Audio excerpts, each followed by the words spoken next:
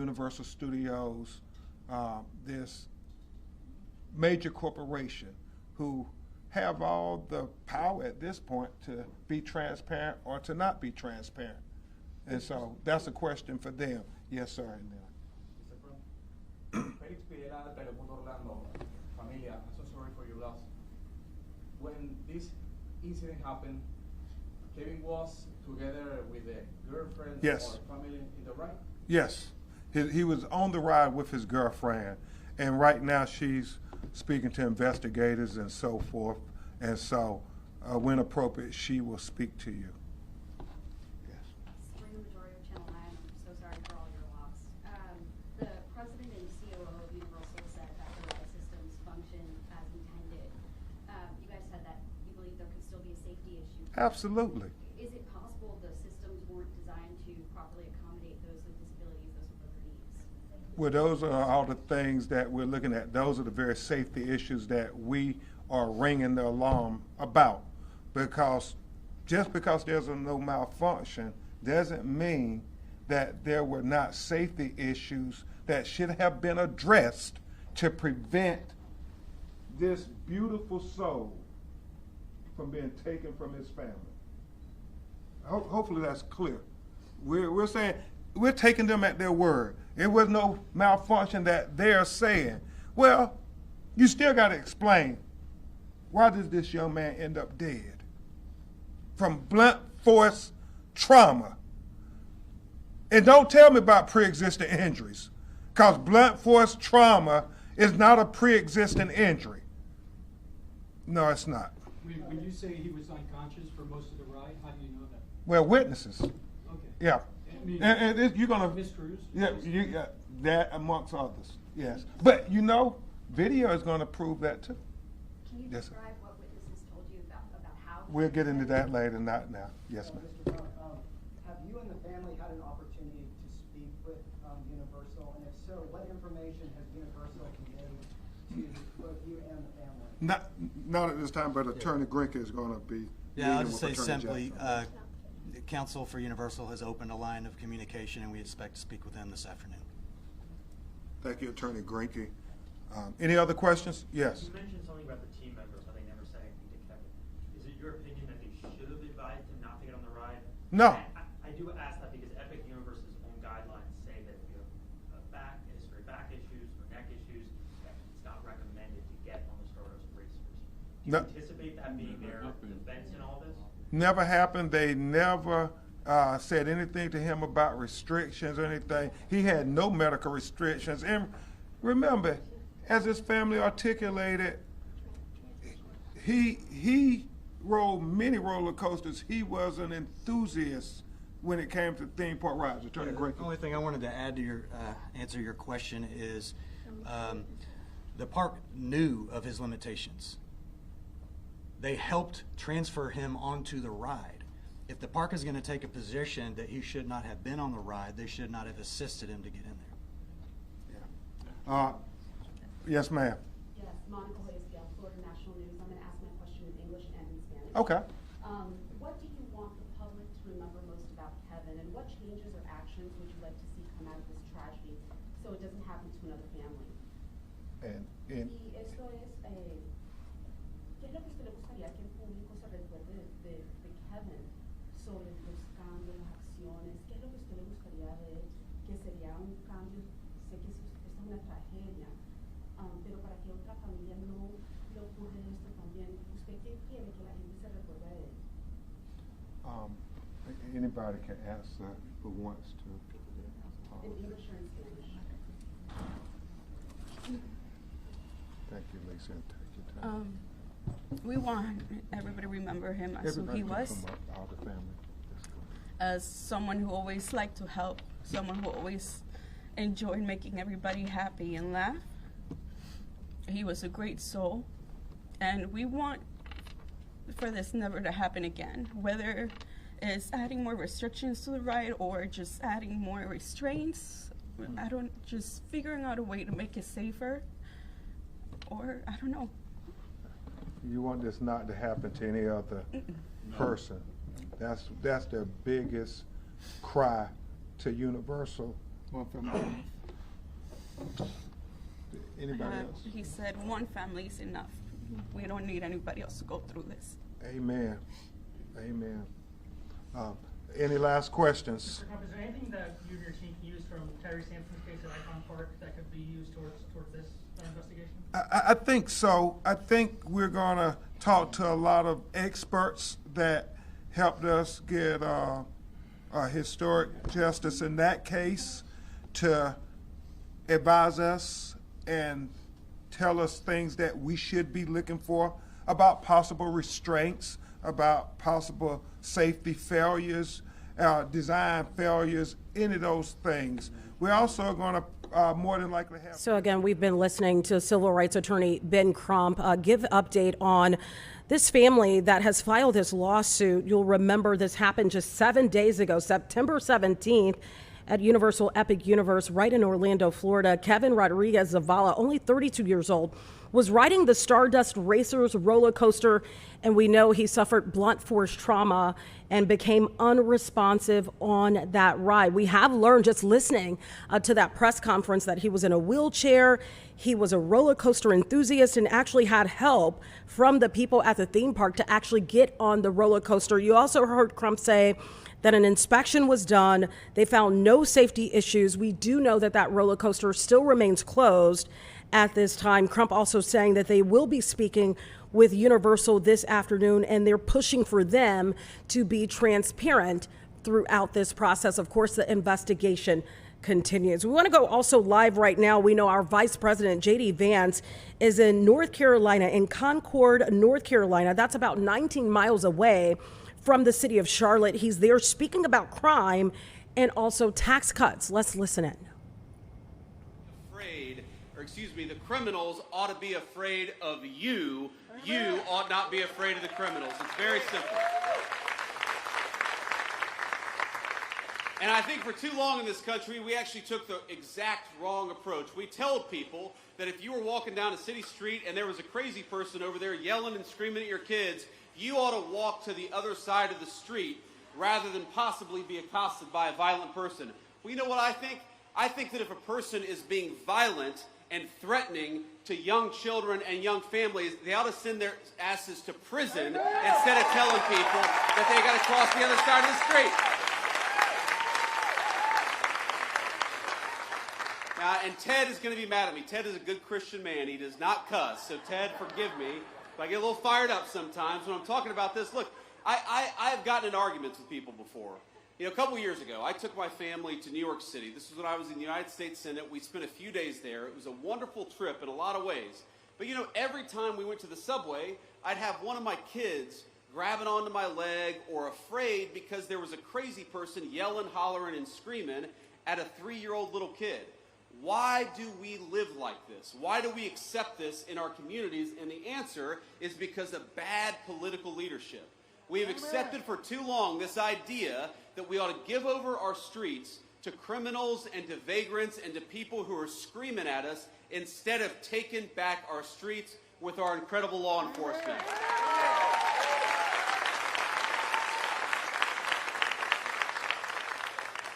And there are so many things that we can do. You know, in Washington, D.C., the first 2 months that we surged the National Guard, that President Trump surged the National Guard into Washington, D.C., there were no murders.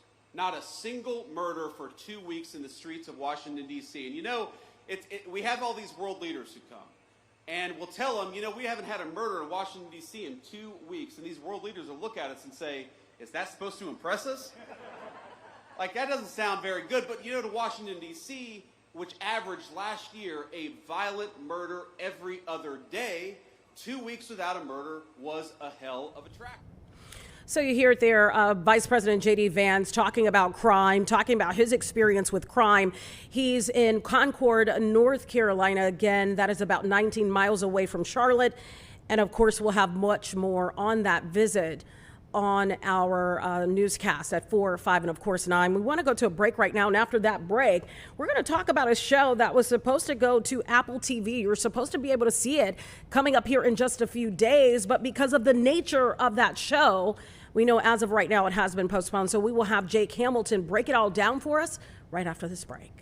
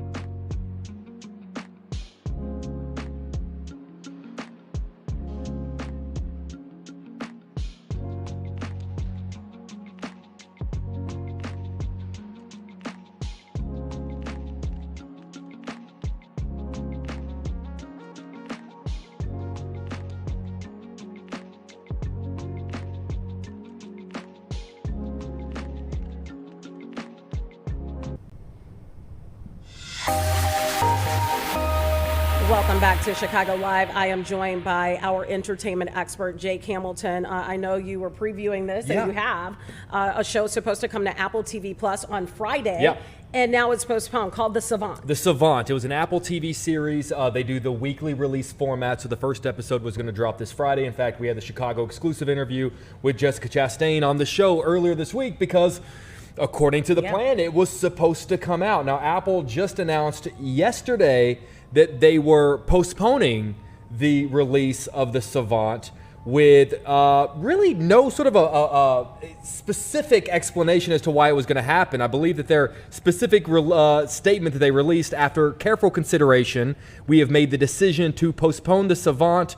We appreciate your understanding and look forward to releasing the series at a future date. Not even we're pushing it back a month, we're pushing it back a week. It's just off the table right now, which is pretty surprising because, you know, we aired the interviews, we talked with the cast as if it was going to come out this Friday. And so for our audience that may not be familiar, the Savant is the person that kind of looks at the world of hate groups and domestic terrorism. Yeah, and so Jessica Chastain kind of plays this expert who has to sort of infiltrate these hate groups online and does so by kind of pretending to be them. She creates these fake identities and kind of infiltrates these groups and gets in as part of the conversation in a way to kind of figure out what they're planning on doing so that they can kind of swoop in and stop acts of terrorism from happening. These are real people who really do this. And I spoke with Chastain about the sort of people that she had to speak with who really do this. She talked about how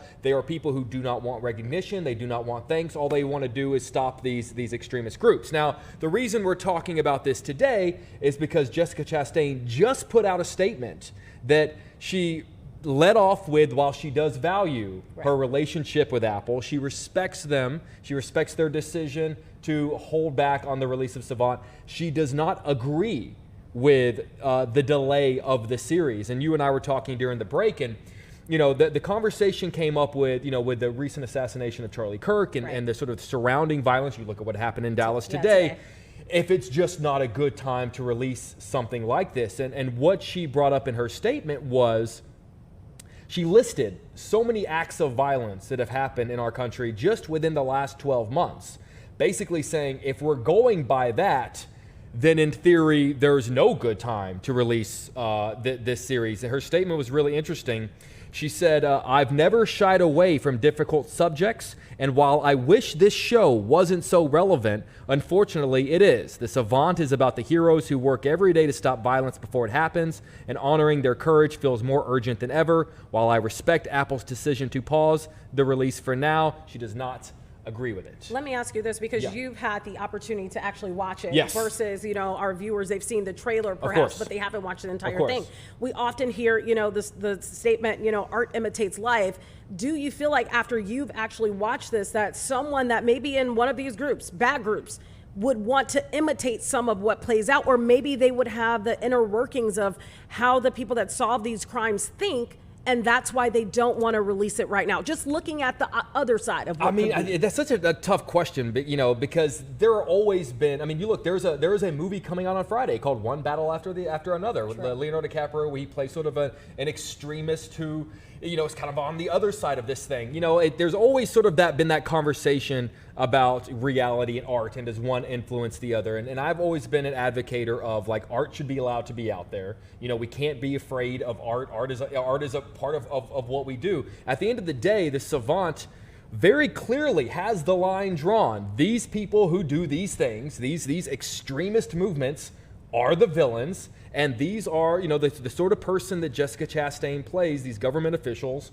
These are the American heroes who are doing their best to keep these acts of terrorism from happening. I really don't see, anyone looking at the Savant and getting confused by the message. I really don't see anyone looking at how they are portraying these extremist groups and going, well, I see their side of things. I just don't really see that perspective being, coming from it. Do you think that this is because we have seen these controversies come up? People would argue that it is art. Some people have argued that it's not when we talk about Jimmy Kimmel Live and places and people like that. Do you think that there is this corporate hierarchy that is, in some ways censoring the ability to carry on art, considering the times that we're living in? I think if I had to be honest, I think it is more to your point. It's everyone is just being incredibly sensitive right now. And I think right now people are making sure that they're not caught in the crossfire of, I think Apple is probably looking at what's going on with ABC and Disney right now and almost wanting to go, I'm going to let you guys figure this out. And when the dust settles, then we'll come back. I really don't think this has anything to do with the content of the show. Like I said, when it finally does come out, I urge people to watch it, remember that this happened, and then come back and tell me whether you thought it was inappropriate for this show to come out. I think it's exactly what you're saying. I think it is them putting their pulse on, the finger on the pulse of what's going on right now, and just saying, listen, what if we just held back for a minute? I really don't think that this show is going to be delayed indefinitely. I think when things settle down, if only for a moment, then they'll say, okay, we're back. Because you have to keep in mind, they paid a lot of money for all the promotional release to come out this Friday, which is at this point now, if you wait too long, all that money goes up in the air. So I really do think it's going to come out sooner rather than later. I think Chastain did a good job in being able to say, I agree with them, but I respect their decision. But I think you sort of touched on it. I think it's just what's going on right now where they're saying, you know what? We're just going to hold back just for a moment. I know you've been, covering different stars and films and shows and everything, for most of your career. Have you ever seen something like this before where, maybe they produce something and they think, maybe this is not a good time? Is this a first? Oh, yeah, no, this happens before. It's happened quite a bit. The biggest example, honestly, would probably have to be 9/11. The amount of movies, even as something as silly as a Spider-Man trailer had to be pulled because it showed a helicopter being hung between the Twin Towers. There was a movie called Collateral Damage with Arnold Schwarzenegger that had to be pushed back just because it featured the concept of terrorism. Right. There have been a lot of times where things have been pushed back, things have been delayed. There have been weird coincidences in television where something horrible happens in society, and 2 days later, there just so happened to be a television episode that was going to air. And a lot of times the networks will come forward and say, listen, it's a weird coincidence, but it's not really something we want to play with right now, so we're going to hold back. So these things do happen. I think right now everyone is so hyper-focused on things being pulled off the air and things being put back on the air that we're all kind of laser focused, but it does happen a little bit more than you think it does. It's a good point that you bring up where in some cases art does imitate life. We've had that instance happen several times with The Simpsons. Exactly, Simpsons did it. Exactly right. Which is a great example, and it still continued I on. would say we could do an entire show just on that. All right, well, I'm sure we'll have you back to find out what happens next. Exactly. This is not going to be the last kind of a saga I right now. apologize for I was in an apple orchard I know. today. I apologize for the t-shirt. In fairness, when they said Jake is going to come on and talk about this apple show, I'm like, oh, the farm? The apple Yeah, because I was at the apple orchard. That's what I thought. For one app, see, you guys do magic here on Chicago Live. Yeah, you've been a part of that magic, so. Look at you. It's always good to talk at to you, you. Jake Hamilton. Yeah. Okay, we want to go to something else that is happening. This is obviously very serious. We watched all of this unfold. I'm sure you remember where you were on January 29th. This is when that mid-air collision happened in D.C. We know Flight 5342 and the U.S. Army Black Hawk helicopter were involved. 67 people in total died. And today, an announcement is being made. It's actually underway right now of a lawsuit. This lawsuit is aimed at American Airlines, PSA, and of course the federal government. We want to listen in on exactly what the details are. Let's take a listen right now. But when we counsel clients, we typically tell them that the average time of a lawsuit can be 2 to 3 years. Some cases take longer. COVID interfered and wreaked havoc throughout the litigation cycle across America. That lawsuit is separate and distinct from the efforts that you've heard discussed today by Doug when the families are out there as a real force in Congress.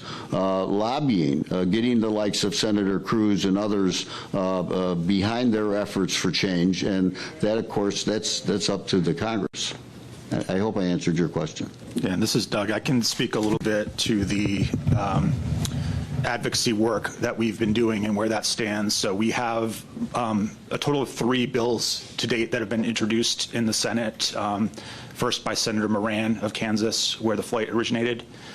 Second by Senator Maria Cantwell from Washington, and then most recently the Rudder Act, which was introduced by Senator Ted Cruz, who's the chairman of the Commerce Committee that oversees the industry.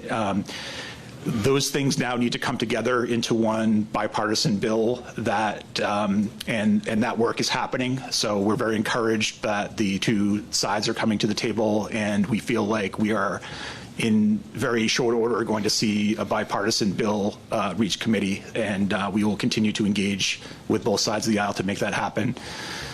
In parallel, we've also worked with some of the appropriations committees to add language to both the Transportation, Housing, and Urban Development Appropriations Bill and the National Defense Authorization Act to advance some of our priorities that way.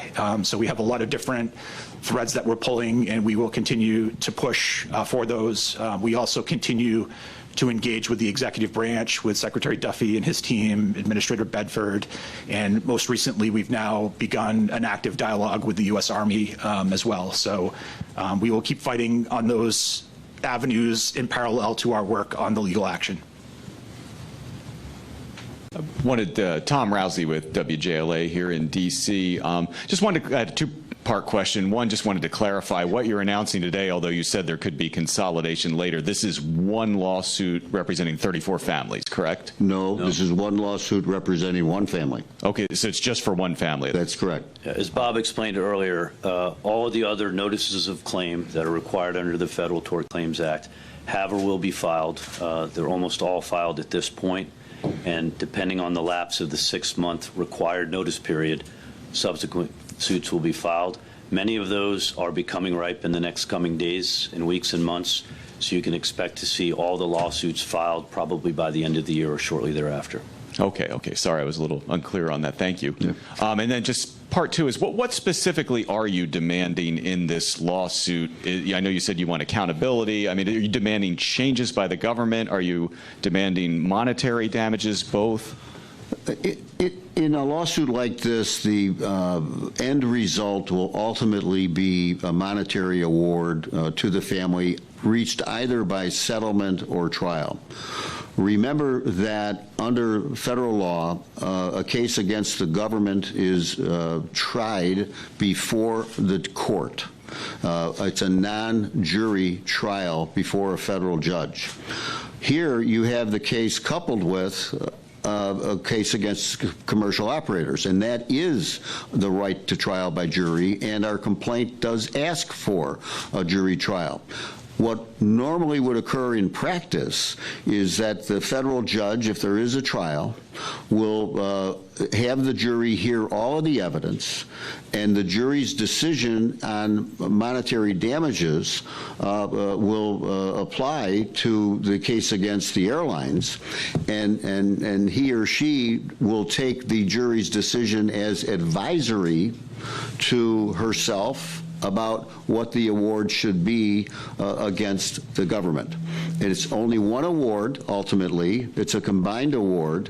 It's not multiple jury verdicts, but it's a joint award, but it's the judge who decides what the number will be.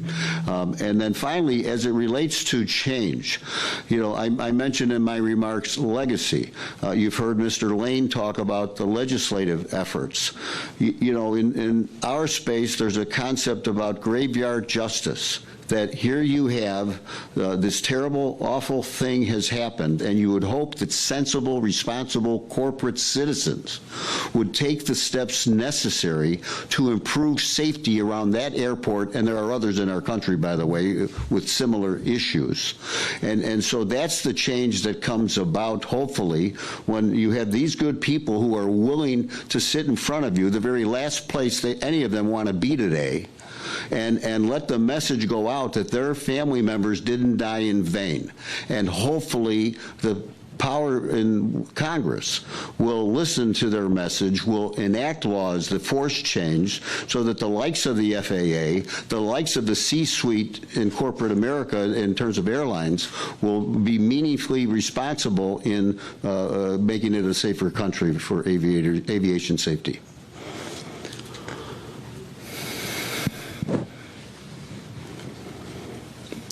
Hi, Sam Ogazalik at Politico. Thanks for taking our questions. Just a two-part one. To follow up, you mentioned that to the best of your knowledge, majority of families have filed the claim forms of the federal government. Of the families of the 60 passengers in total, do you have an actual number or approximate number of how many lawsuits you expect to be filed in total? Well, the lawyers, the lawyers for all of the families, I'm pretty sure we know the identity of all the lawyers on behalf of all of the families, of all 67 families.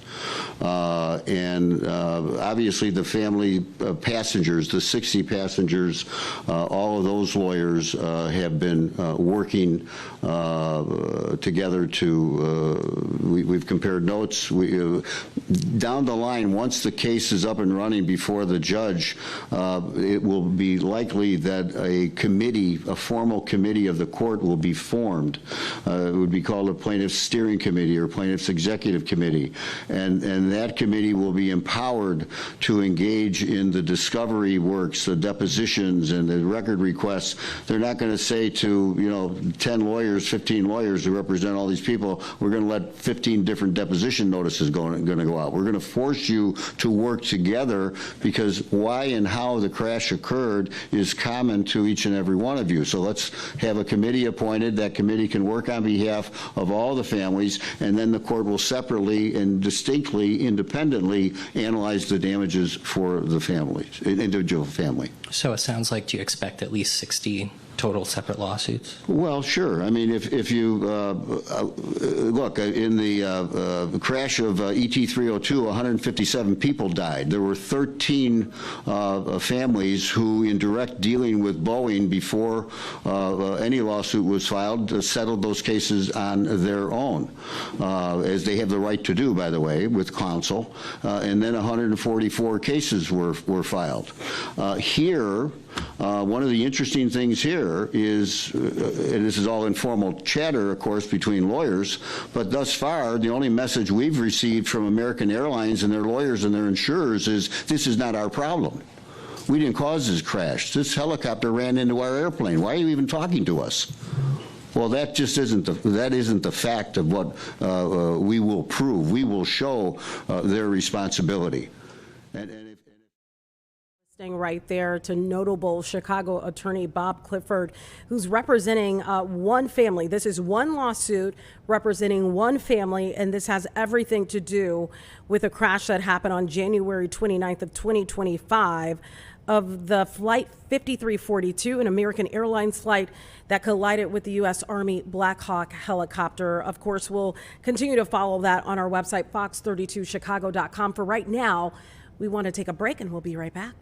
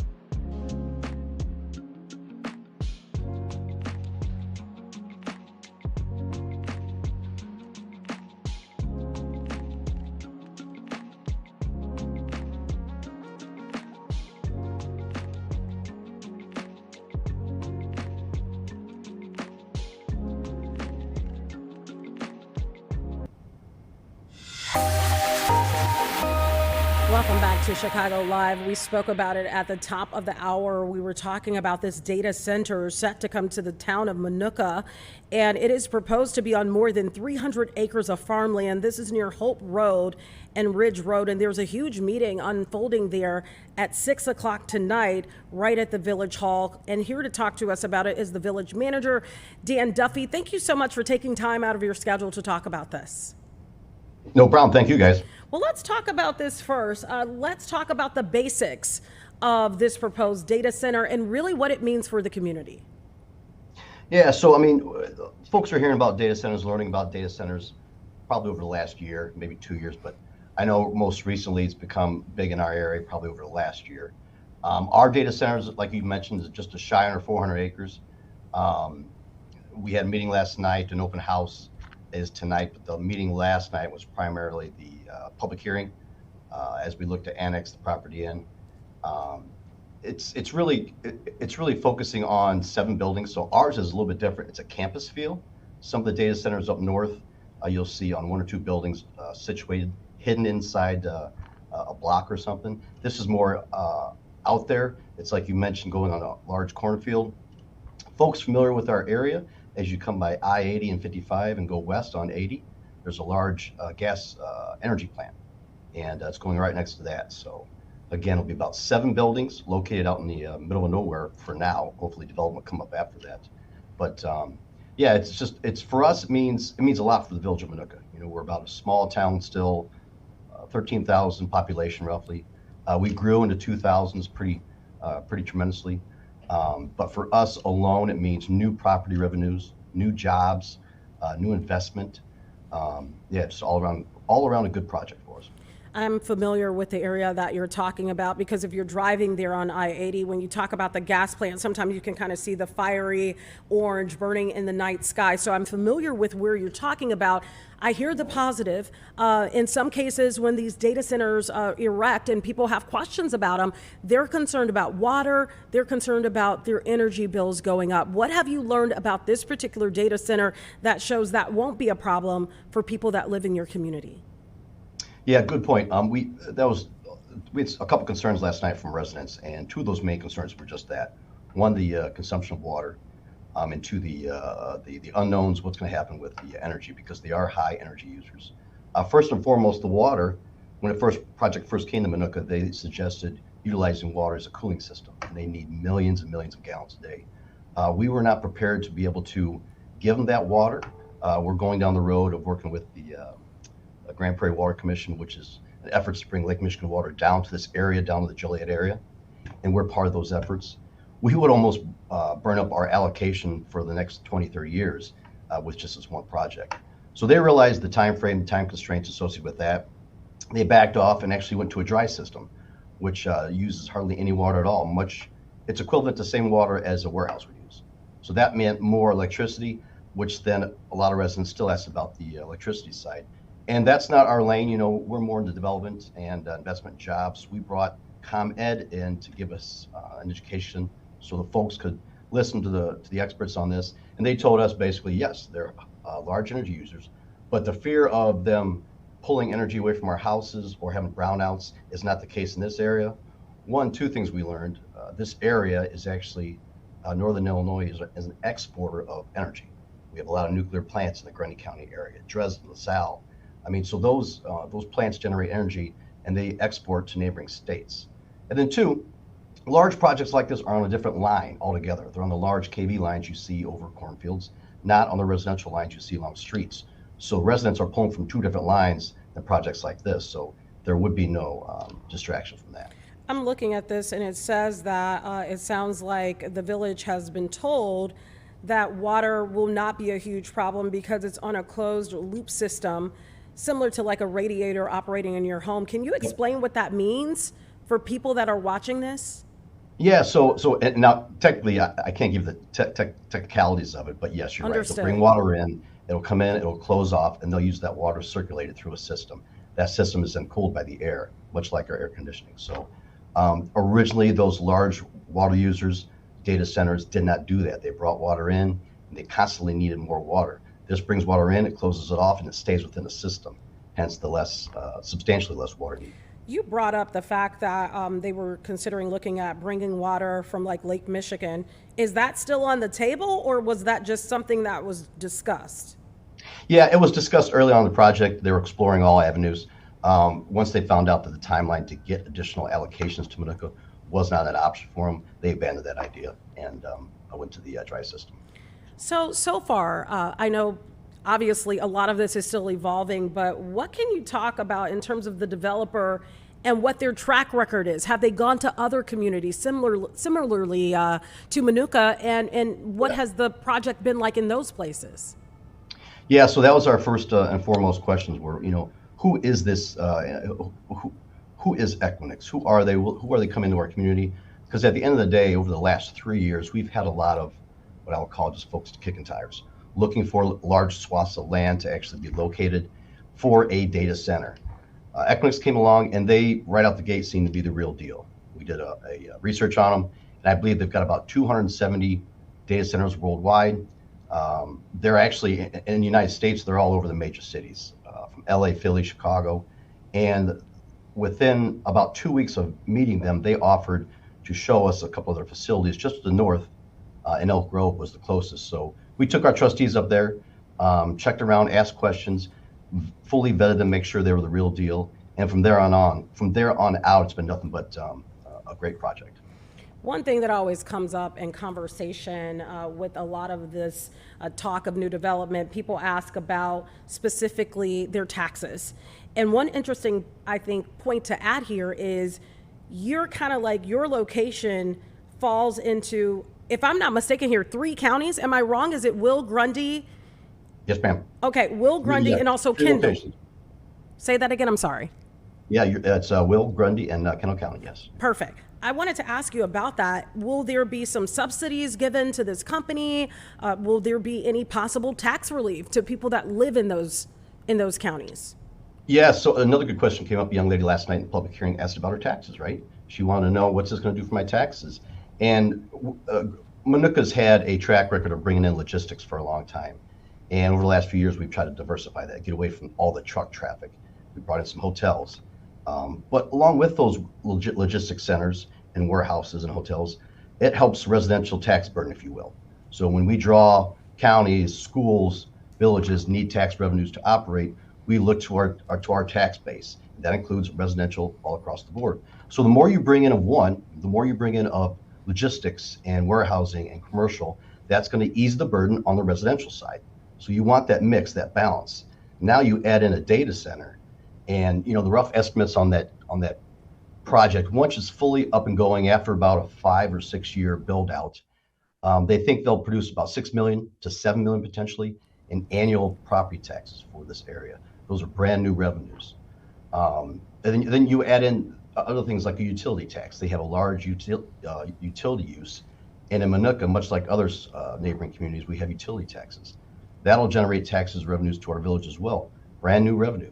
So that turns around to new streets, new police protection, just a whole host of new opportunities for this area. That's why we're excited to bring them in the area and make them part of our community. You said new opportunities. That means with a project of this magnitude, that means jobs. Any idea how many permanent jobs will exist as a result of this happening? Yeah, so kind of give an example.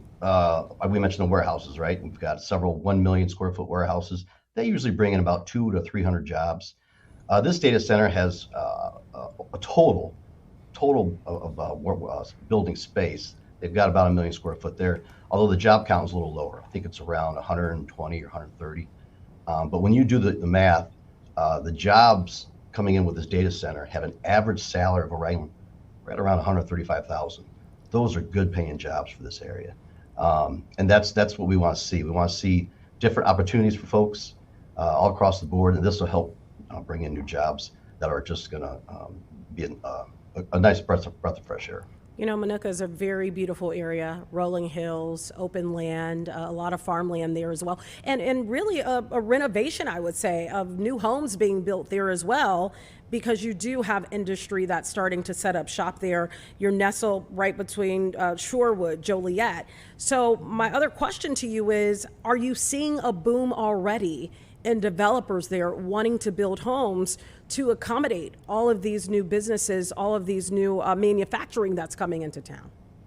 Yeah, that's a good question. Like I mentioned earlier, in the early 2000s, we saw a huge boom. I think in the 2002, 2003 range, we might have been 3,000 people. And then we boomed to about 13,000 now. So we, obviously, like in many communities, we saw that drop off after 2008, but we're starting to come back. We've got 2 large scale developers looking at us coming back that have already built in Minooka. One's Lennar. We've been talking about that at a few board meetings lately. But yes, along with that large development like data centers, people take notice. And that's what we're hoping. We're just hoping this brings more and more development to the north of us.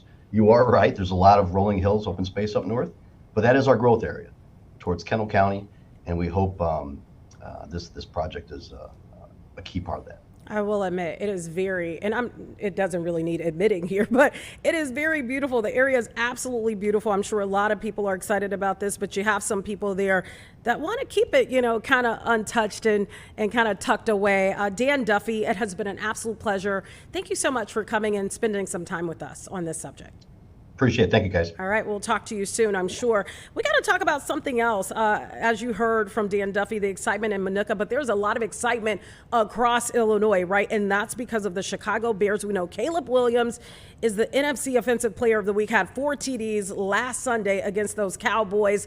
A lot of excitement, a lot to talk about. And here to talk about it with us is our very own sports expert with us in-house, Lou Canellis. Sweet Lou, thank you so much for being with us, Lou. Hey, Tia, what's happening? Plenty to be excited about. You got that right. It's a lot of excitement. What do you think is going to happen here? They're going on to Vegas to play the Raiders. Any expectation there? Yeah, I expect them to win that football game. Vegas is looked poor the last couple of weeks. They opened up the season winning against New England, but just got rolled by the Chargers. And then most recently, the Commanders. Their offensive line is in shambles. Their defense, their pass defense is not very good. And we know how Bears fans love to travel to Sin City. So I expect a 50-50 crowd this Sunday in Vegas at Allegiant Stadium. And the Bears better win this game. Listen, they should be 2-1 right now. They had no business losing that opener. All right, few expected the Bears to go to Detroit on the return of Ben Johnson back to the Motor City to win that football game. No one thought they'd get their doors blown off like they did. But I'm not sure there were many out there who felt they should win that game. That home game, opener, Monday Night Football, Soldier Field, up 17-6 fourth quarter against J.J. McCarthy, who's playing his first regular season game in the NFL. Bears blew that game. They should be 2-1, so they better win on Sunday and go into the bye week 2-2. Okay, so there's a lot of optimism and chatter around this, and I want to get your reaction to it. It has been talked about that the Bears could be tied for first place in the NFC North Division. Do you believe that is a real possibility if they win this game in Vegas? No, I don't. And you know what? I don't care what the record, what the standings show at that point. The Lions have shown the last 2 weeks, until proven otherwise, they are the cream of the crop. Not only the NFC North, I would argue the NFC still. All right? They embarrassed the Bears 2 weeks ago. And then they went to Baltimore on Monday, Tia, and put on a show. I mean, they physically beat up the Ravens in their own house on the offensive and defensive lines and won that football game.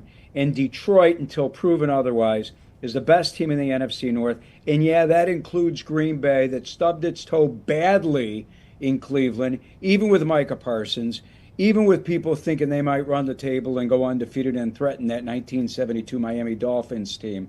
Detroit's the best team in football. And even if the Bears win Sunday and are 2-2, Detroit is still the best team. Green Bay's the second best team. And then I would argue if the Bears win on Sunday, they could be right up there with Minnesota, even though they lost to the Vikings in that opener. Man, there is still so much football to be played. Ben Johnson told us at the beginning of the season, let me get to the bye week. Let me see what kind of personnel I have. Let me make changes with my coaching staff and then get ready for games 5 through 17. So let's hope that they win Sunday, go into the bye week 2-2, and give the head coach an opportunity to do what he needs to do. Let's talk about the Raiders specifically. What weapons do they have on their team that the Bears need to look out for? They don't. I could sit here and tell you that they have Ashton Genty, running back, all right, who was the first running back chosen in the NFL draft back in April. He's been awful. Not because of his doing. His offensive line stinks, okay? The number to me that sticks out like a sore thumb is this guy has been tackled behind the line of scrimmage more often than he has in front of the line of scrimmage. That means that the guy hasn't even been given a chance by his offensive line. Geno Smith hands off, and the defensive line of the opposition is in their backfield before the kid can even make a move. That's how bad their offense is. Geno Smith, quarterback, was in Seattle, expected big things under 72-year-old head coach Pete Carroll in Vegas. The guy's running for his life. I mean, first of all, Geno Smith's in his 30s. He's been sacked 12 times and 101 dropbacks. The guy hasn't had a chance offensively. The best player in Vegas that the Bears have to be concerned about is on defense, Max Crosby. That is a guy that the Bears will need help trying to block. Not only the guys on the offensive line, not only Joe Tooney or Darnell Wright. There's going to be some chip blocking going on with the tight ends as well. You'll see a lot of 2 tight end sets from the Bears in that football game. So that's the one guy that the Bears have to be concerned about, Max Crosby. All right, final question before I let you go. What would be your prediction of the score? I do this with everybody. It's too early to make predictions. Come on, you got to give me something, Sweet Lou. Come on. Tia, it's too early. We're Wednesday. I got to see who's playing. All right. But I just told you. I'm not giving you a score prediction. I think the Bears are going to win. I really, truly believe that the Bears will win this football game. And I do know this. If they don't, then people will look back at that Dallas game and say, you know what? The Bears won, and the Bears put up 31 on Dallas because the Cowboys are a bad football team with a horrific defense. So if the Bears want to be respected in this league, they need to go out and do it again, take the bye week, and then go to Washington and do it again. All right, put some respect on the Bears' name. Lou Canellis, it's always fun. It's always a pleasure. Thanks for being with us. All right, Tia, thank you. Have a great day. All right, you do the same. All right, we're going to have much more right here on Chicago Live, including talking with an expert on all things FBI concerning this Dallas shooting that happened at an ICE facility. We'll have it for you right after this break.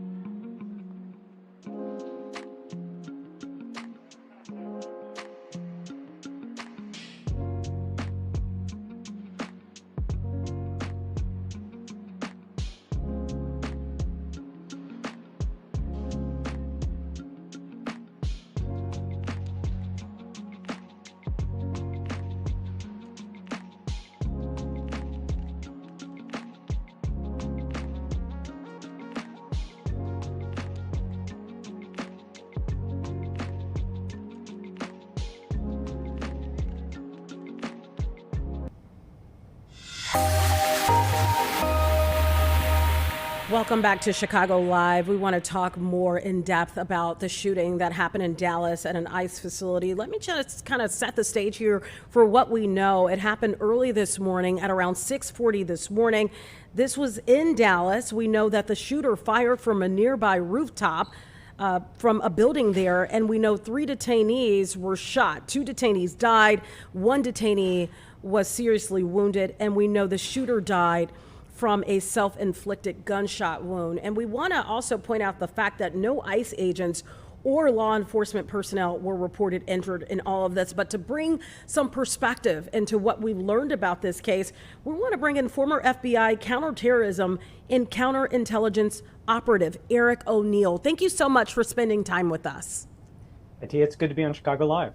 Let's talk about what we have learned based on what has been put out. We heard about this shooter being on a building. It sounds like it was near the ICE facility, not literally at the ICE facility. What do you think will happen as a result of how this shooting played out now at these ICE locations? Yes, local law enforcement and federal law enforcement is going to be taking some serious steps to secure ICE facilities all around the country, because remember that this is the most recent attack. There was just a shooting about 2 months ago at an ICE facility that's pretty nearby in Prairieland, Texas. And the FBI and local law enforcement has to be worried about continued shootings like this as people who have psychotic breaks or are ideologically driven launch these copycat attacks against facilities and other places. We're looking right now at aerials of the suspect's home. We know obviously federal investigators are going to be digging and combing in to figure out why something like this would happen. What was the mindset of the person? We did hear that some of the bullets had inscriptions. They had messages on them. Can you speak to what that means and really what investigators will be looking for from that standpoint? Well, Kash Patel actually sent out an image of the shells, the recovered shells, on his X account, and they say anti-ICE on them, which suggests that the shooting was ideologically motivated. That's something the FBI is going to be investigating and looking into. Just like the Charlie Kirk assassin and other shooters, the law enforcement will be digging into the background of the shooting, a 29-year-old suspect. And trying to determine what might have led to this. Was there other information? Did he leave a manifesto? Are there writings online that they can pull or on his phone? Just to understand the why behind the attack. And of course, law enforcement is going to be looking to see if there were any co-conspirators or others who may have assisted this shooter in this slaying. You brought up the assassination of Charlie Kirk. We know that that suspect was taken into custody. Tyler Robinson, 22 years old. In this case, this suspect has killed himself. Kind of walk us through when a person does kill themselves in this situation. You can't ask them anything, but you can dig into their background. What does that digging look like, on a federal level now? Exactly. It'll be very similar to what we've seen come out after the Charlie Kirk attack, where law enforcement has dug into that shooter's background, into their message chats. They'll look into social media. Today we create such a record of ourselves. Every interaction we make online is a potential clue and a potential forensic evidence to law enforcement. Now, here the shooter took his own life, so law enforcement is more sure that this is the shooter, and there won't be a trial. But all of that background will help law enforcement determine the why for the shooter. Oftentimes we hear once these incidents have happened, tragic, horrible, but then it comes out that this person communicated with someone or this person posted something on a Discord account or something like that. What is kind of like, I don't know if you can answer this completely, but on an everyday basis, are FBI agents, is there a counterterrorism group within the federal government that's looking for these conversations on a daily basis before something major like this happens? Yes, law enforcement does look for this sort of chatter. There used to be some more efficient technology, let's call it that, but that was scrapped. But there are methods that law enforcement uses, it's just not widespread. And of course, law enforcement, remember, needs a particular warrant in order to listen in on American citizens. So if it's an American citizen, it's probably not going to get caught up in the particular intelligence that looks for counter-terrorism goals and aims.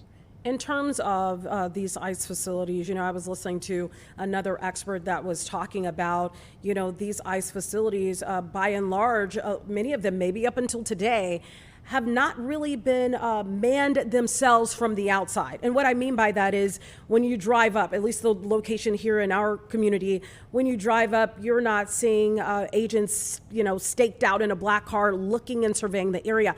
In terms of from now on, if they do decide, which I think they will, I think anybody with reasonable intelligence would say that they're going to protect these facilities better. What does that protection look like? Is that protection from the FBI? Do you call on federal police within the National Guard? What does that look like?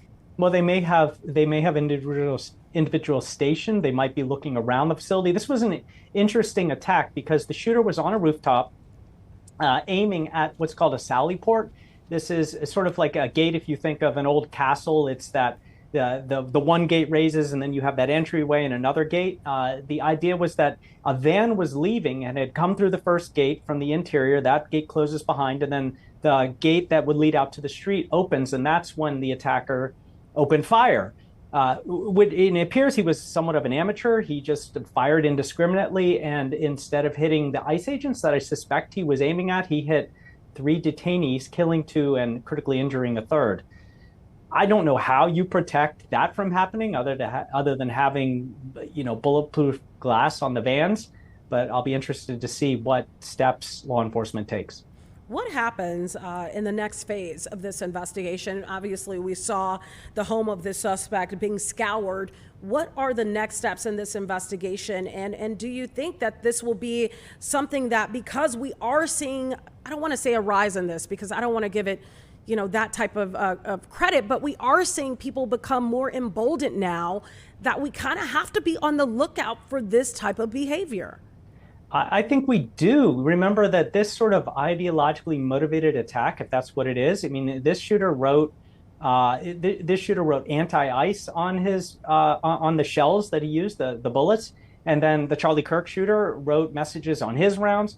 And then remember, in August, there was a shooter at a school in Minneapolis. He shot into a church where he wrote ideological messages on his ammunition, including "Kill Donald Trump." And the more of this that happens, when someone has a psychotic break and they're already feeling like they want to, like, for example, this person might want to have death by police, which is a thing. He committed suicide at the end, but wants to go out as some sort of hero, even though there's nothing heroic about this. I fear that we could see more of these things. So what the FBI is doing right now is trying to figure out exactly why he did it and what steps can we take to maybe prevent this in the future. But also, very importantly and rapidly, did someone help him? Is there some other arrest that needs to be made of some other individual? And, they continue to do that, to look for that in the Charlie Kirk shooting as well. Mr. O'Neill, I was talking to someone today that travels internationally. I'm sure you have, I have. And you go to some of these other countries and they have big events, et cetera, and you see it is a visual presence of increased policing because of their political climate as well. Do you think that that is what we will start seeing here on U.S. soil? Well, let's take a look at the memorial for Charlie Kirk, which was our latest big event, where it was the most high-profile event we've seen since the Super Bowl. And you had the president, the vice president, and many members of Congress in the same spot in time. And if you remember, that podium where they were speaking had safety glass, bullet-resistant glass surrounding them, serious security to even get into that stadium. I don't see we'll see many more political figures who are, very high profile, speaking outside in a courtyard the way that Charlie Kirk did. I think that we'll be seeing more contained events that are in interiors where security can more actively protect the area. Right, with security sweeps and et cetera. Any final words, Mr. O'Neill, before we let you go? Well, I would just say that I think that we're in a climate where ideology can be picked up by people who have a psychotic break. So we have to be very careful about what we say and how far we go on either side of the political spectrum, because we don't want any more copycats like this. This might be the 4th or 5th 20-something-year-old who has decided to take a gun and shoot at people, and that makes the world a very dangerous place. Very true. And in fact, the Texas governor came right out and said similarly what you're saying. Really, all lawmakers have come out and said all of what you're saying on social media today. And we've heard their voices say the same thing. And we can only hope that people are taking heed and actually listening to that great advice. Former FBI counterterrorism and counterintelligence operative Eric O'Neill, thank you so much for lending your expertise with us here on Chicago Live. Thanks for having me on. All right, well, stay with us. Coming up, you're going to have Brian Jackson, who will continue our coverage on Chicago Live. We'll be right back after this break.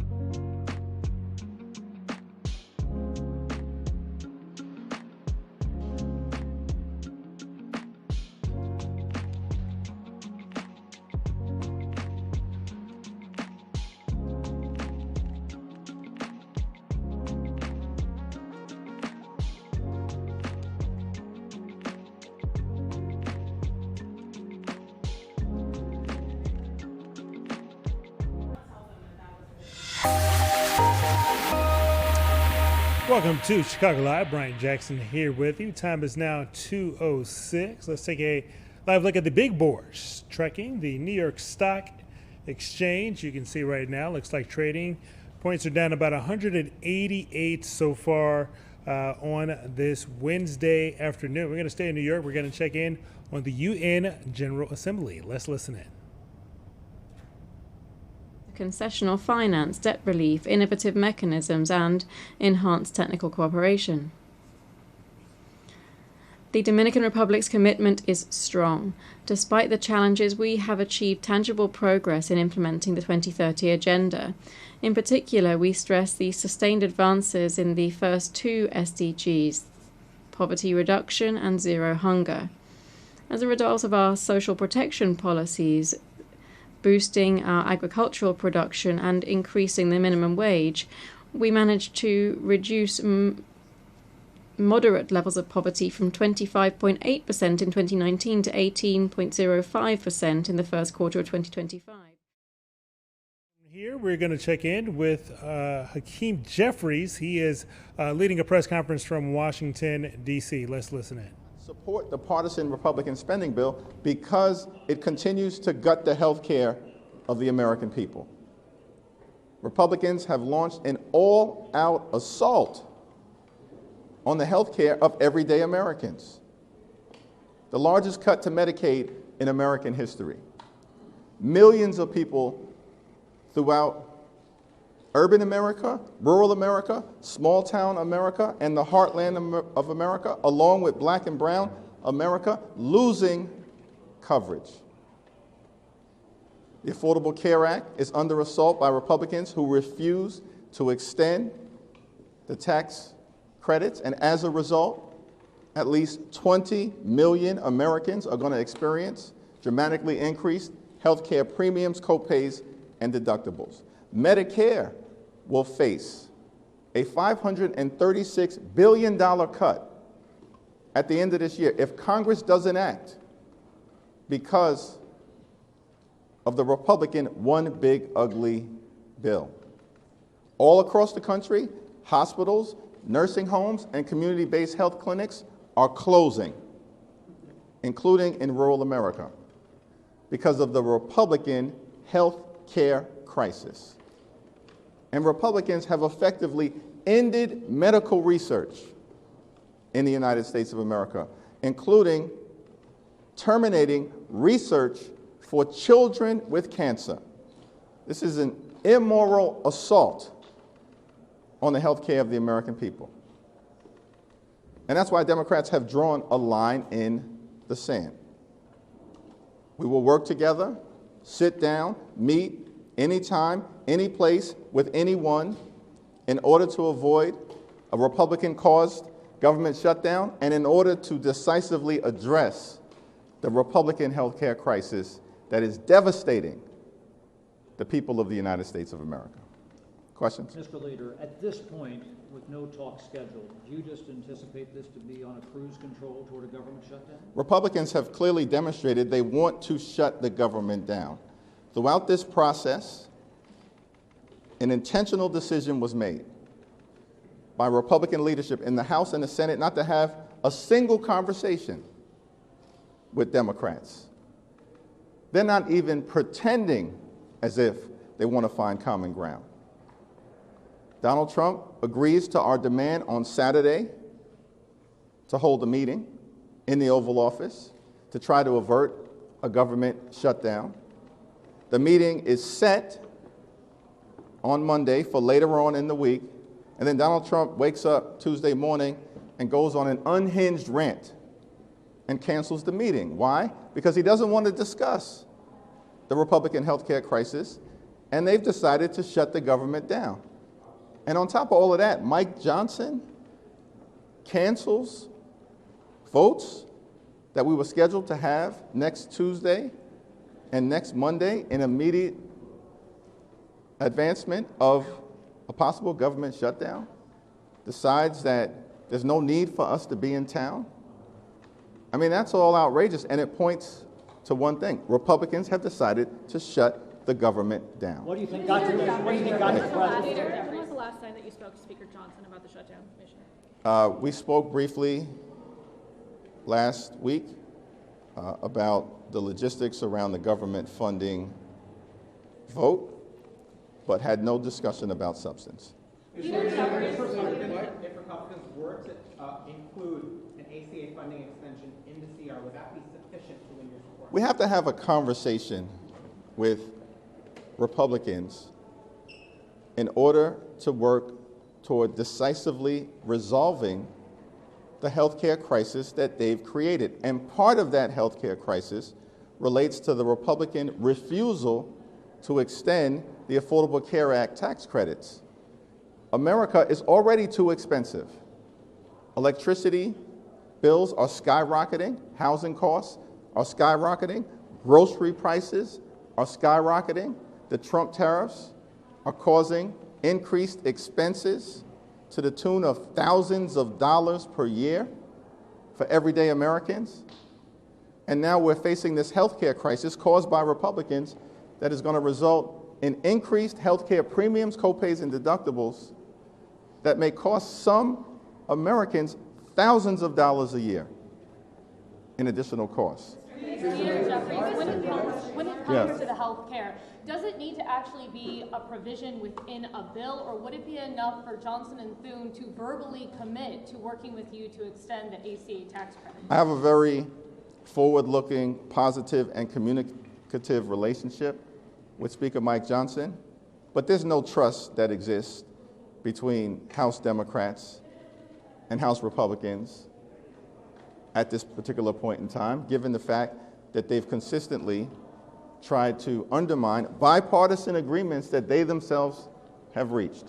Any agreement related to protecting the health care of the American people has to be ironclad and in legislation. If the government were to shut down, what leverage do Democrats have at that point? Republicans control the House, the Senate, and the presidency. The country has been lectured all year about how Republicans are in charge. If the government shuts down, it will shut down because Donald Trump and Republicans in the House and the Senate have made that decision to intentionally inflict pain on the American people.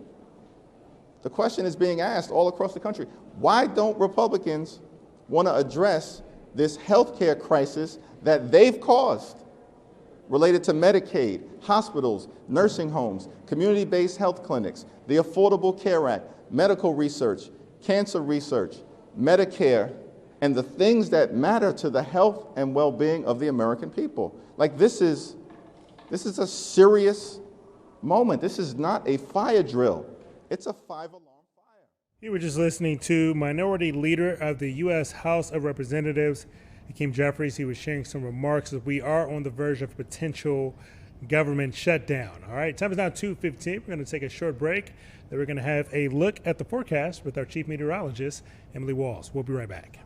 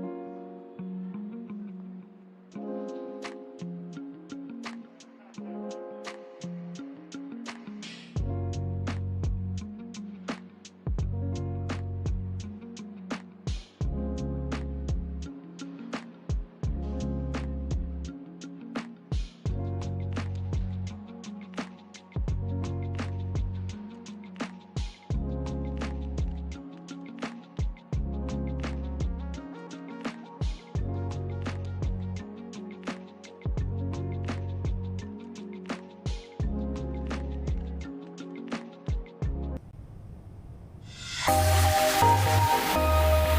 right, time now 2:18. Time to take a look at your forecast. Walked out the house this morning and I almost went back in and grabbed a hoodie. You know, it's that time of the year, though, the breeze makes such a huge difference, especially when you don't have a lot of humidity. I did the same exact thing this morning, stepped out, I had pants on, but then a tank top, and it just was not a good combo for this morning. So, yes, it was a little cooler out there this morning because we had those pretty gusty northeasterly winds, and that's all coming on the backside of a cold front that moved through yesterday, which, of course, is why temperatures are running cooler today.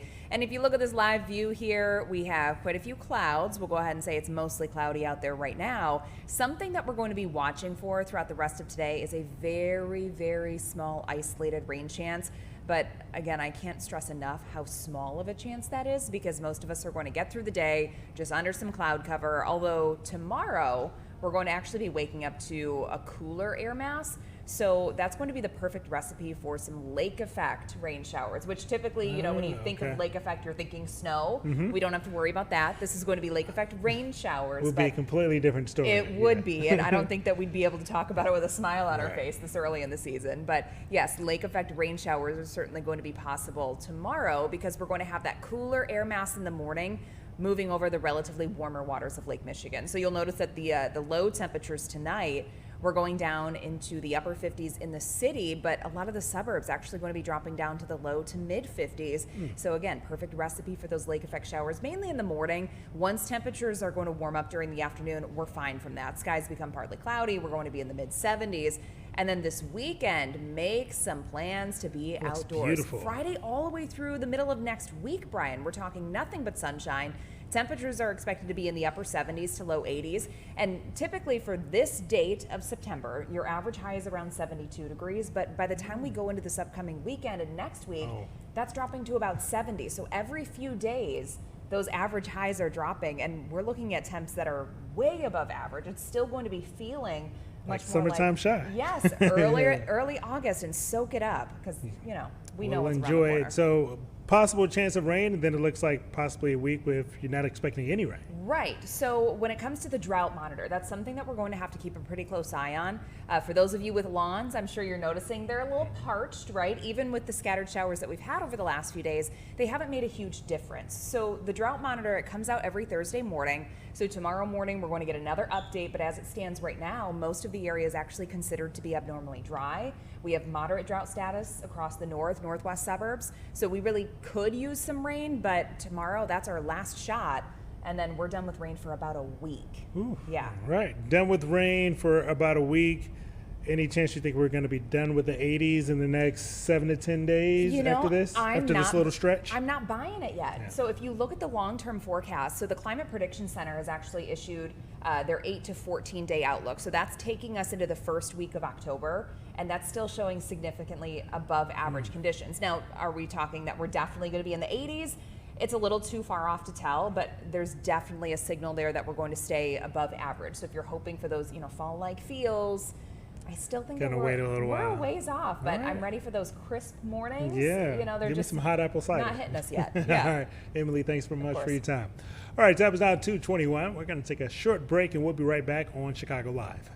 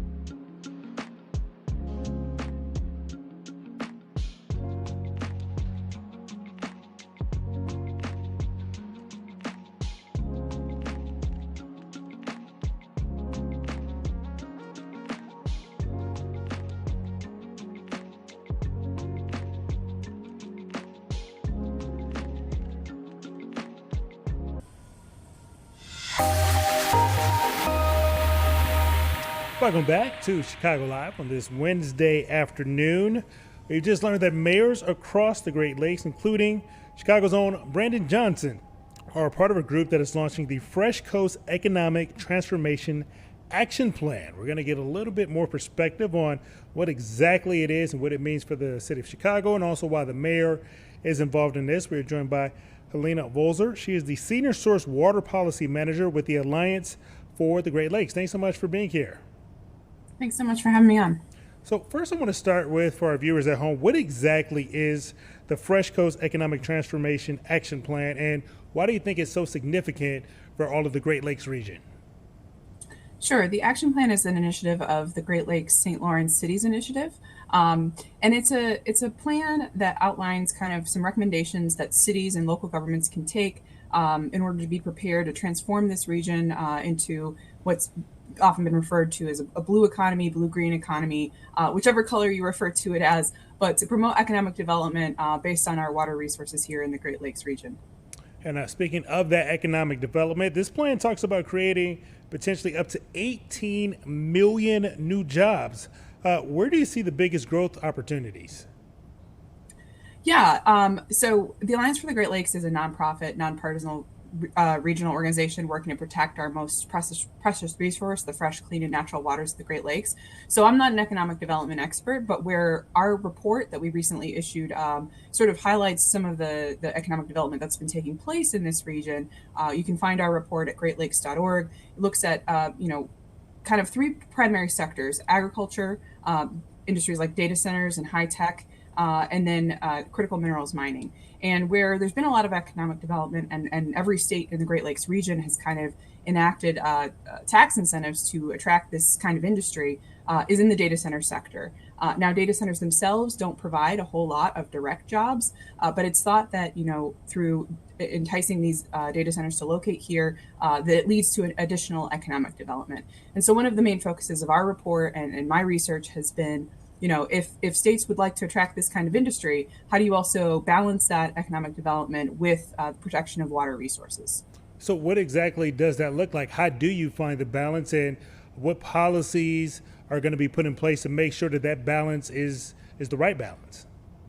Yeah, it's really important to have that balance, because when we're talking about the Great Lakes region, and the Great Lakes in particular, only 1% of the Great Lakes are actually replenished each year through rainfall, snowmelt, groundwater inflows. Now, that said, this region can accommodate economic development, and historically we've had industry in this region. What's new and different about data centers in particular, and hyperscale data centers, is the scale, for one thing. And the other thing is that data centers, 97% of them are connecting to municipal water supplies.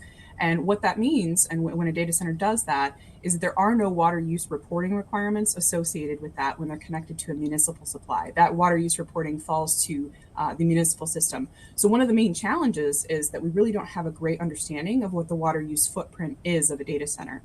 You couple that with the use of non-disclosure agreements, which are common in economic development, but tend to obscure, water and energy usage. We just don't have a good understanding of how much water these facilities use. And this is problematic, both for informing demand and supply planning, but also for public transparency and accountability. So we need to get a better handle on that. An additional item that is particularly an issue with data centers is that there's a nexus between water and energy. And so why we're so concerned about the water use of these facilities in particular is that, if you shift to a method of cooling inside the data center that uses less water, but perhaps more electricity, there's consumptive use of water going on at that data center as well. It's just happening at the power plant through the energy usage, if that energy is being generated by fossil fuels or nuclear power. Consumptive water use is when water is evaporated off, it's lost essentially to the watershed, and it's not replaced. And the problem with that, and the challenge with that, is you can outpace your supply if you don't manage it properly. What input, if any, did you get from maybe some of the local communities, and what role do they play in potentially shaping, I guess, the future of both the water use of the Great Lakes as well as the economic policies, economic development piece of this as well? Yeah, great question. So the local governments, have some authority in this area, especially when they're, incentivizing or attracting a potential development. One of the recommendations that we make is to utilize something called a community benefit agreement, which really looks at what is the benefit to the community and does it include something around water resources. Community benefit agreements ensure some kind of community benefit comes back to that community that's sustaining and offering its resources, right? And so what we'd like to see are something that includes, either best practices, conservation and efficiency measures that will be used inside that data center to conserve water and energy. And those could be part of that. And those agreements are helpful because they can also help ensure more transparency toward the public and ensure that there's not, a huge pushback toward the data center facility. A lot of cases, a lot of times, with these non-disclosure agreements and the lack of transparency at the outset of the project, the first time the community hears about a project is really kind of at the end stage when there's some kind of zoning decision that needs to be made. And so these kinds of agreements, by bringing the community on board, increasing transparency, could incorporate something that brings that water resources benefit back to the community. I want to ask you, you says that your report goes a little bit deeper into the mayor's plan, and I understand that you guys consulted with the mayor's office on this plan. What is it that you were hoping that maybe they weren't thinking about in terms of this project, that after speaking with you guys, that maybe they look at things from a different lens? Yeah, just to clarify, we did not consult with the mayor of Chicago's office on this particular report, but our report makes recommendations, general recommendations to all of the Great Lakes states for ways that they can improve their groundwater management laws, solve some of these transparency issues with reporting and accountability.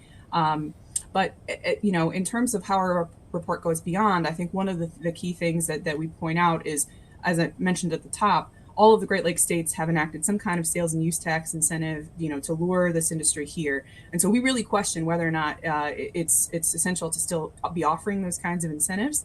And if they are offered, perhaps connect that with some kind of water resources element. So I'll give you an example. In Michigan recently, the state legislature there enacted a requirement that for a data center that wants to take advantage of that tax credit, they must hook up to where there's existing municipal capacity.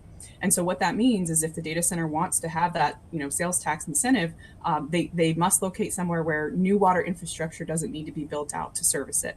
And so that helps, try to get at this issue of building on infrastructure just to supply a particular facility. And so we'll see how that plays out. Other states like Ohio, for example, in its most recent operating budget proposed completely eliminating the sales and use tax incentive for new data centers. And that was vetoed by the governor in the end, but there's been talk about perhaps coming back to override that provision. So we'll see. But that's one element, and the other thing is the state economic development corps are not really considering water in a holistic way when deciding when and where to locate these facilities. And that's critical because of the consumptive water use associated with them. So one thing that we're asking is, states to start doing is doing more regional demand planning, regional demand studies to figure out where water is available and where it's not, and where these kinds of facilities might have more water stress impact, and where is a good location to site them. And speaking of these facilities, do we have a timeline for when something like this might move to the next phase? In terms of our state level policy recommendations, our report is out there, and we're trying to educate lawmakers, educate the public on what things that they can do. One of the best things that if folks are interested in getting involved in this issue, if they're interested in water use, share that report with your local and state elected officials. We make a number of substantive recommendations there, both at the local and state level, that could be incorporated. And so we're hopeful that some of these recommendations may be incorporated. The other thing this region has going for it is we have something called the Great Lakes Compact, which generally prohibits the diversion of Great Lakes water out of the Great Lakes region. So we're not shipping water overseas, we're not pumping it out west, but that might be one of the reasons why we're experiencing more demand here in the Great Lakes region for our water. And so one of the other things that compact does between the 8 Great Lakes states, and there's an agreement that with 2 Canadian provinces as well, is it requires the states to manage their water use. So all of the states have a water use management program in place.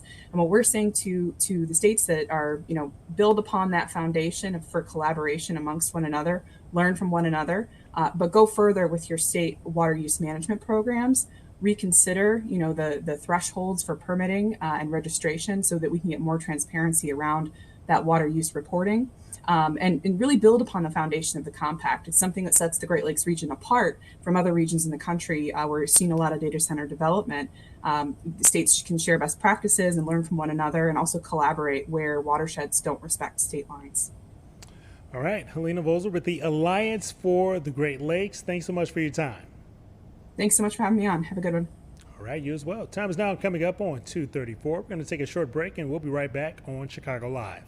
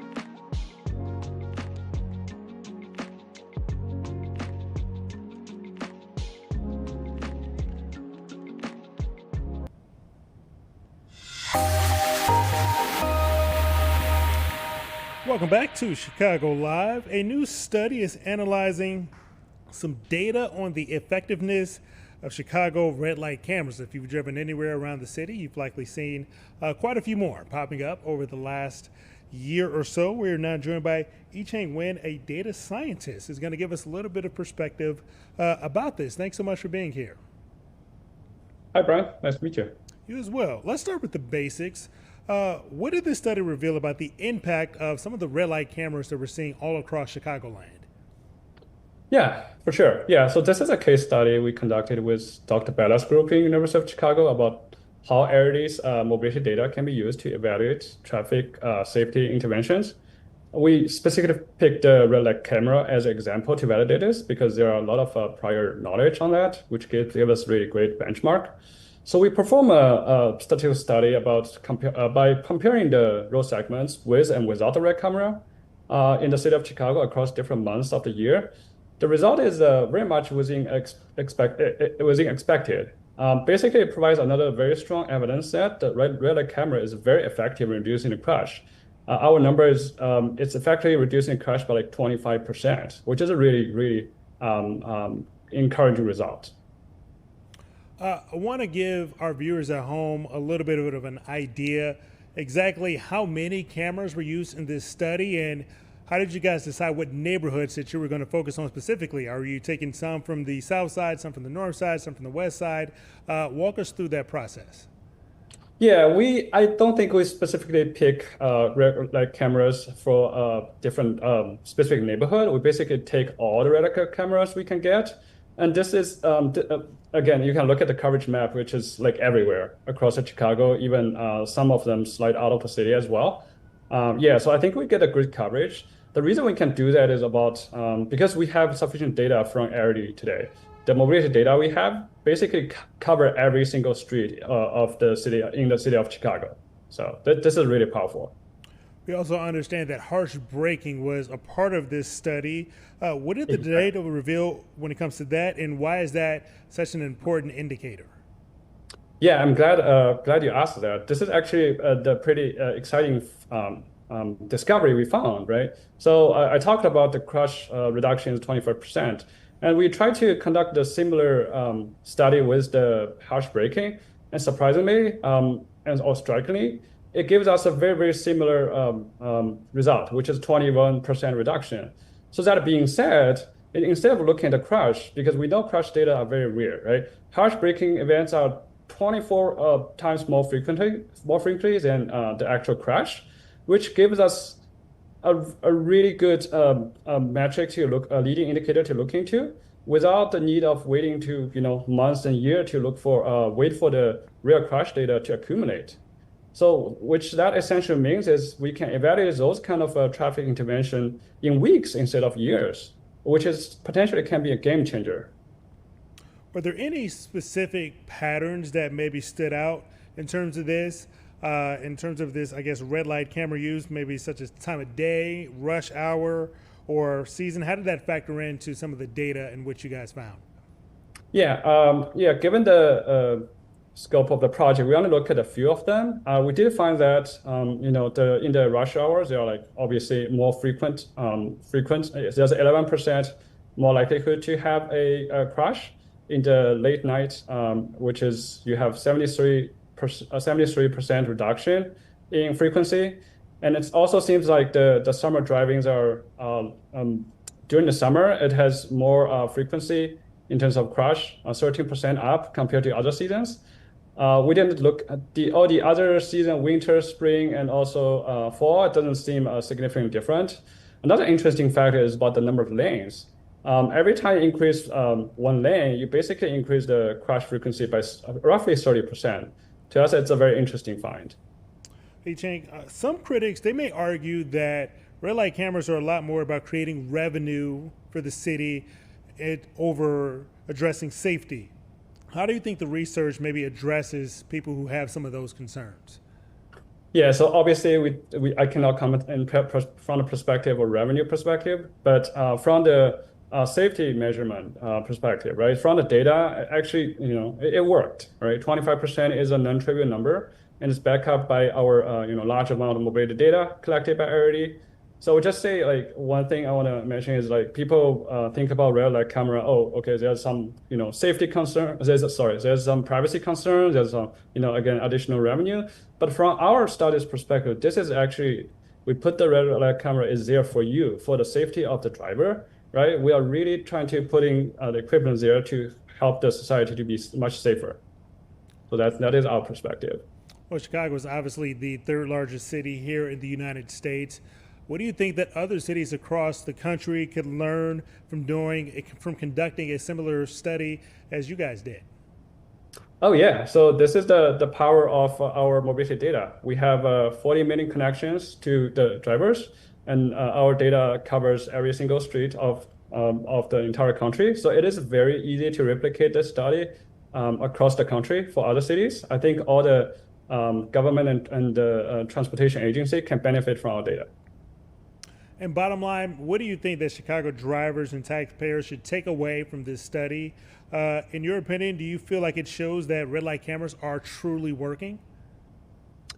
Yeah, so I think one thing for the drivers, right? I think one thing I want to mention to them is your data actually matters, right? So at this point, we're collecting data, and for your benefit.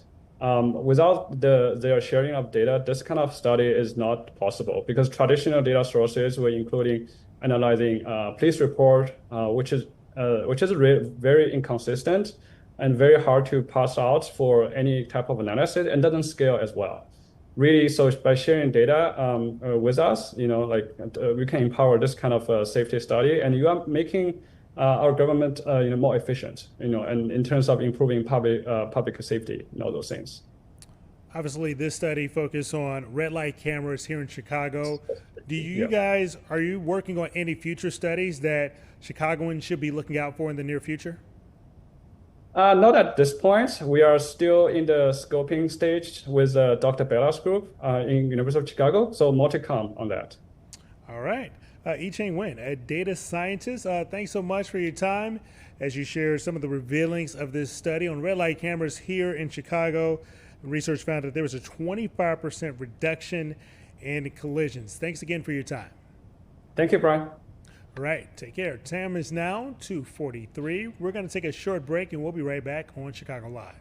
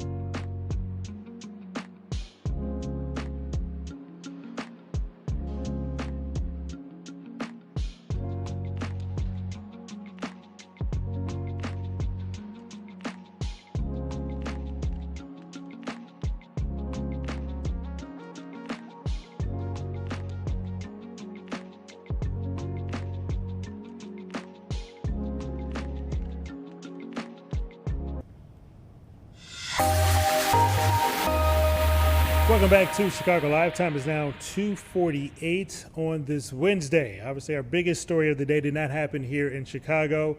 We are going to take you back live to Dallas, where we're going to have an update on the shooting that happened at an ICE facility there in Dallas. Shooting happened just after 6:30 a.m. this morning. These are some live looks. I believe these are aerial views of the suspected shooter's home there in the Dallas area. We are told that a sniper reportedly shot 3 ICE detainees earlier this morning at about 6:30.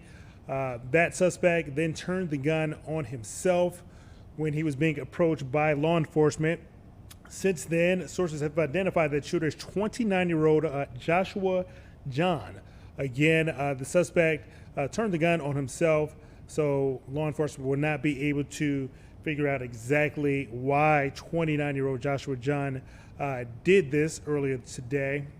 Again, this shooting happened at about 6:30 this morning. The suspect in this case was located on the roof of a building that I believe was behind the ICE facility there in Dallas.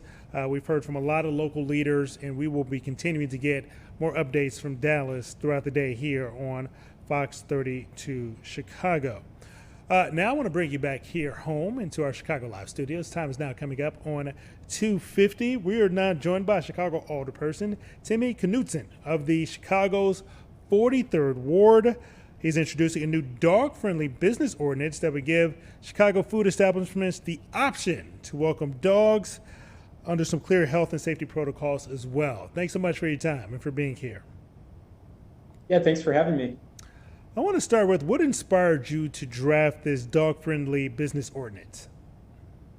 We had a business owner in the 43rd Ward. Her name's Sophie. She owns an amazing cafe called Bani, who was reported for having a dog inside her business. It was a really quick incident. Dog in, getting a coffee with the owner, then back out. But Chicago Department of Public Health, based on this report, per formal guideline, did an inspection. These inspections are really hard on small business owners, and a few have come to us and say, why? Why are we not able to allow dogs into our business and run our businesses as we want? Why do you believe that this ordinance is so important for the city of Chicago and for local business owners to have this option, and why now? Yeah, I think Chicago and City Council is known for putting a lot of restrictions on business. I am working very closely with our small independent business community in the 43rd Ward. I want to give them flexibility. These businesses, for the most part, are on tight margins, and the opportunity to market and bring in a customer base that's quite large in the city of Chicago can really make a big productive change for a lot of these small business ordinance, for a lot of these small businesses.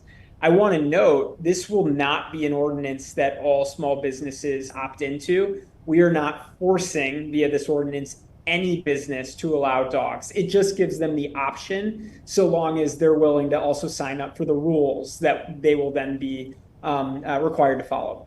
That was leading right into my next question. What do those rules look like for the small businesses that would decide to opt into this?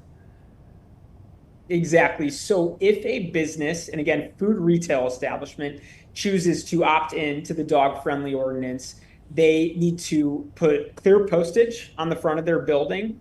They need to make sure to operate in a way where no patron has more than one dog. That dog must be leashed. No employees can come in direct contact with one of the dogs. The dogs are only welcome in the seating area and the walkway in, and it's up to the business owner to ask anyone to leave if their dog is not behaving. What kind of other small feedback have you gotten from small business owners about the need for this, and how do you think that this would maybe impact their bottom lines going forward? Yeah, from business owners, we've only gotten the, hey, we're a big fan of this. Thank you so much. The law's been gray here. And I think the reason we haven't gotten opposition from business owners is because we're not requiring anybody to do anything. I think amongst Chicagoans, the way that a few newspapers picked up the story at first, and I think that's great. It tells the story, but it didn't outline all the requirements that the businesses would have if they decide to be dog friendly. Chicagoans were nervous that this ordinance would allow dogs to be everywhere. It's never my goal, and it will never be my goal to allow dogs in a fine dining restaurant. only if that fine dining restaurant owner wants dogs there. But there was just a little bit of lack of clarity on the concept, and I'm introducing this tomorrow. So it has not been introduced yet, and we will therefore begin our formal messaging. Say there's somebody on the opposite side of this, their local neighborhood spot that they've loved for all their years, and maybe they have either a phobia or allergies around dogs. What's going to be done to make sure that their love for that business and flexibility is still included in this proposal as well? Yeah, definitely. And there's strict sanitation requirements of any business that opts into this. They need to sanitize thoroughly any table that a dog has been sat at. Again, it won't make sense for all businesses, but with the small businesses I like to support in my community, I also like to support their owners, right? To build out their business as they want, as a private business ordinance that's put their whole career on the line to open that business. So I do put a lot of trust into the owners of the businesses that I go to. We are crafting and continuing to add to the ordinance to make sure that any unintended consequences are limited. What's been the reaction from other persons here in Chicago, whether they're for this or against this? What have you heard so far? Although you obviously haven't proposed this just yet. Yeah, it's a busy week with City Council tomorrow, no question. But I have gotten a lot of texts already saying, thumbs up, and then there's a dog emoji. There's a lot of support, and we as Oliver people, we're always just trying to figure out creative ways to support our small business community. Really, our commercial corridors in our local neighborhoods are what keep our communities vibrant places to live. And again, with rents increasing, it's hard to hold a restaurant or a cafe in the city of Chicago. My hope is that this ordinance makes it a little bit easier and also makes it so dog owners, a big population in the city of Chicago, also have more flexibility to spend more time, maybe work remote with their pet. Even with, I know you said there's going to be like some leash and some vaccination requirements. Yeah. Accidents do happen sometimes. So who would actually be liable in the unfortunate incident if a dog were to bite a fellow patron? Is that going to be the dog owner? Is that going to be the restaurant? What's going to happen in that case? Always the dog owner under city code, and that will apply here as well. Say there was a dog bite anywhere, dog owners in the city of Chicago are liable for that offense. And you said that you're going to introduce this proposal tomorrow.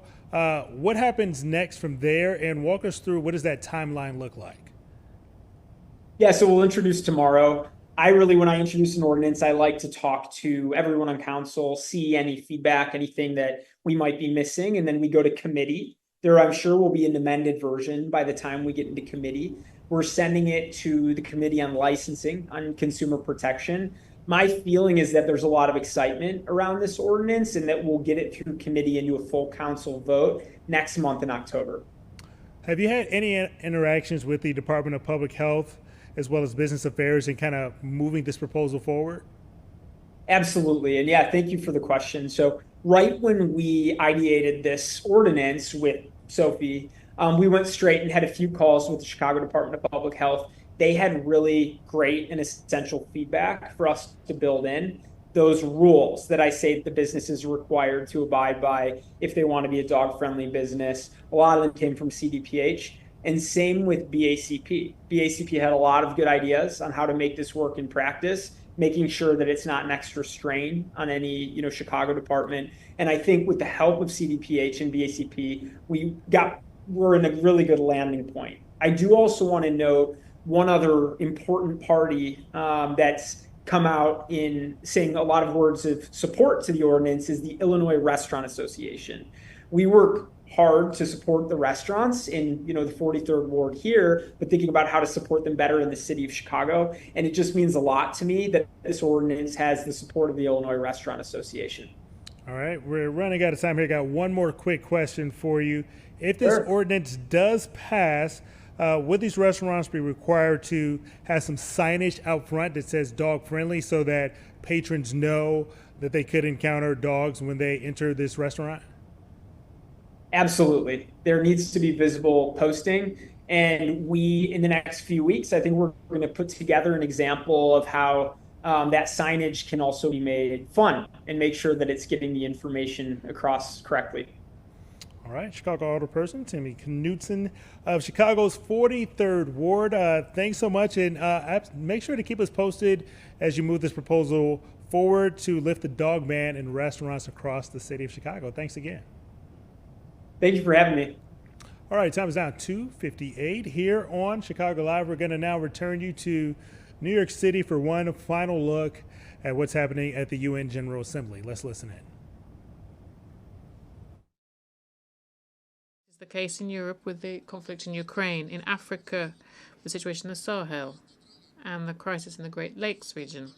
The Palestinian tragedy is perhaps the most shocking demonstration of this. For more than 70 years now, and today even more so than before, the Palestinian people have been suffering the pillaging of their ancestral lands, suffering exile, torture, and humiliation.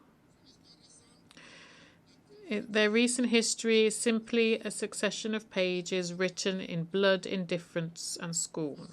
When faced with this tragedy, rightly qualified as a genocide by many experts, the international community is far too often simply verbally condemning this without any concrete action. We, rightly, condemned the barbaric acts committed on the 7th of October in Israel, but the disproportionate response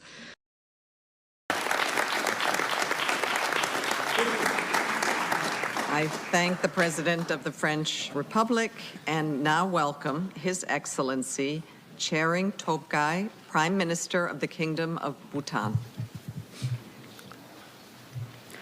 I thank the Secretary General for convening this important event and President Lula for his leadership as we prepare for COP30.